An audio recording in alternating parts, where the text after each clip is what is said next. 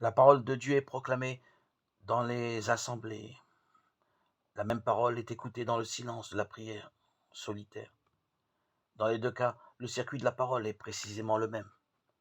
La parole touchera le cœur, elle sera assumée, assimilée par lui, et finalement réexprimée ou chantée en louange et en action de grâce. Et cela dans une célébration soit communautaire, soit privée.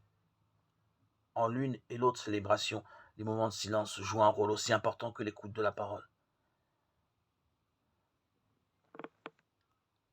Ces temps de silence, sous forme de pause de prière, ont réellement leur importance et ne doivent jamais être absentes dans les assemblées.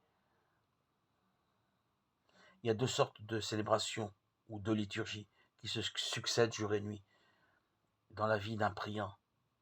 Par exemple, nous pouvons avoir une description précise dans l'office de nuit communautaire qui consiste en une lecture d'écriture, une lecture des psaumes et une prière silencieuse.